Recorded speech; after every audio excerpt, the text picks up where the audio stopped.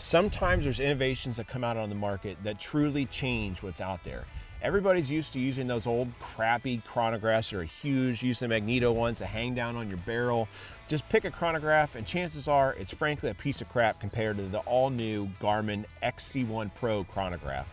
Today we're going to cover all the features of this thing, but more importantly, if you guys are new to the channel, if you're here, make sure you're subscribed to the channel, like the video and share it with all your friends. Doing that stuff helps push this video out to new subscribers, new people, helps elevate this channel and the two-way community. And more importantly, if you're looking for something product-based or you want to see what we're using in the video, whether it's jackets or clothing, whatever it might be, go down in the description. Within the description, there is going to be a link to our website, which has all of the stuff that we're using in the video.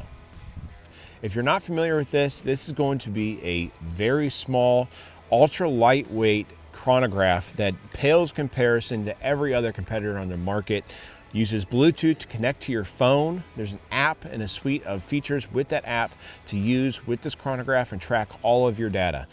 With that being said, this thing is fully functional if you're using a bow, like a compound bow, a crossbow, recurve, longbow, and you want to gather all that data from there and get your feet per second for there and truly build out your bow and know what your arrows are shooting at before you go out into the field to hunt.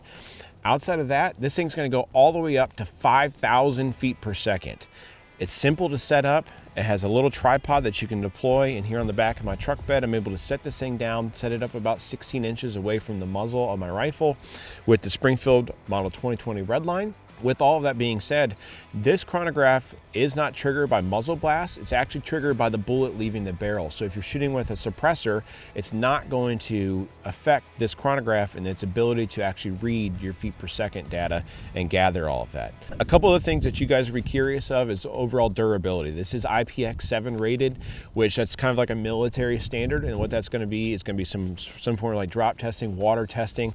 It's going to be waterproof. You're not going to have to worry about being out in atmospheric conditions with this thing. If you want to go out and shoot in the rain or shoot in the snow, like today it's snowing a little bit in Ohio, you're going to be covered. And on top of that, we all know that Garmin makes good products. It uses a simple USB-C charger on here, so you get your block, throw in that USB-C and charge this thing up.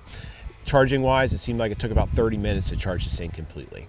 Battery life with this is going to be about 6 hours or 2,000 shots. It has the ability to track and capture 50 different sessions of 100 shots per session. Okay, so you're going to get tons of data that you can put into this. It's all kept on your phone. You can track all of that. The screen on here, if you're not wanting to use your phone, if you just want to take this out and set it up, it's very simple to do. It has 4 buttons on the top of it here. With those 4 buttons, you power it on.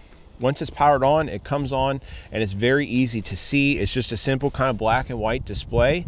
And frankly, I always like to say the word's dummy proof because it's easy to do and it's easy to set up. And even somebody that's not really used to technology or not into it wouldn't have any issues using this and operating. It has up and down arrow, a back button, and an OK. So let's say you want to start a new session. So we're going to start a new session today. It's already connected to my phone.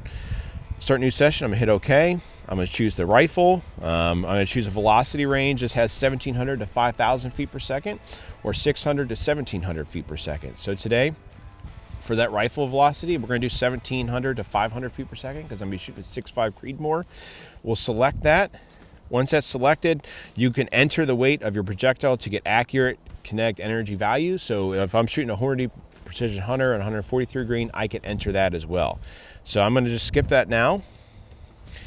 After that, it actually gives you instructions on how to align it with your rifle. It shows 5 to 15 inches from the barrel and then 5 to 15 inches from the muzzle. So you're almost going to set it off at like a diagonal pattern from the muzzle of your rifle. You hit OK and you go in the next thing and then it's ready to go. I walked you through all of those features, looking at this and doing that in about, let's say, 60 seconds. It's very easy to set up. Doing it with archery, it's going to be the same concept as what I just ran through with the rifle, and we will show you guys how this thing functions both with a 6.5 Creedmoor Redline here and also a compound bow. So let's get into that stuff now.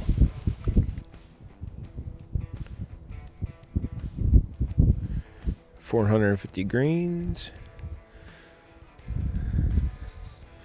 5 to 15 inches above. Okay.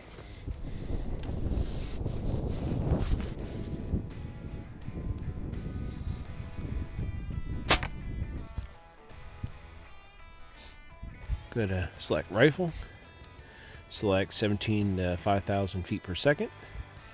I'm going to hit yes. I have 143 grain Hornady ELDX bullets. Then it tells you how to set it up away from your barrel. You're ready to go.